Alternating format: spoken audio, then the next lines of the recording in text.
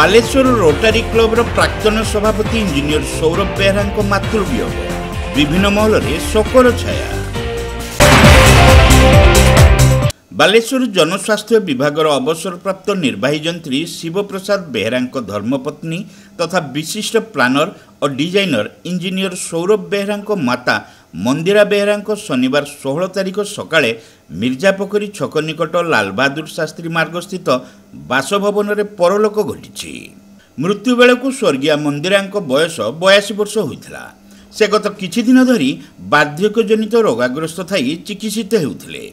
तांको स्वामी श्री बेहरा एकमात्र कन्या सुचरिता नायक और ज्वाई विश्वेश्वर नायक तथा एकमात्र पुत्र इंजीनियर सौरभ पुत्रवधू नाती नातुणी दियर राज्य पशु संपद विभाग वरिष्ठ अधिकारी डाक्टर रवींद्रनाथ बेहरा प्रमुख मृत्युशज्या निकट में उपस्थित थिले। इंजीनियर बेहरा जड़े दक्ष प्लानर आर्किटेक्चर और डिजाइनर भाव विभिन्न महल में सुपरिचित।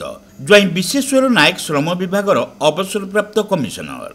16 तारिख सकाळे मृत्यु खबर पाई पूर्वतन विधायक स्वरूप कुमार दास, रोटारी क्लब सभापति कर्नेल क्षेत्रमोहन महापात्र, पूर्वतन सभापति सीए प्रदीप्त पंडा, रोटारी क्लब सदस्य उदय रंजन दास, सुब्रत कर, देवाशीष दास, वरिष्ठ सांबादिक तथा बालेश्वर प्रेस क्लब सभापति विप्लव कुमार महांती, विशिष्ट व्यवसायी दीपक जैन, अयन सेन, युवनेता भुवनानंद दास, सांबादिक कृष्णचंद्र साहू, विष्णुदास कुंडू, सुखमय दास, एडवोकेट निरंजन परिड़ा, अवसरप्राप्त पुलिस अधिकारी कैलाश चंद्र परिड़ा प्रमुखों समेत सहरर बहु विशिष्ट व्यक्ति बासभवन में पहुंची स्वर्गीय मंदिरा शेष दर्शन सहित सभाधार में पुष्पमाल्य अर्पण पूर्वक श्रद्धांजलि ज्ञापन करते।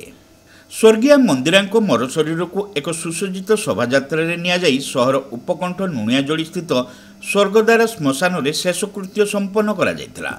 इंजीनियर सौरभ मुखाग्नि देते। स्वर्गीय मंदिरा जड़े सरल मिष्टभाषी उत्तम समाजसेवी मेलापी जनदरदी और धर्मपरायण महिला थिले।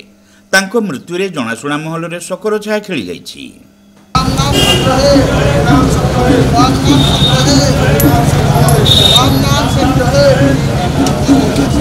राम नाम सत्य है।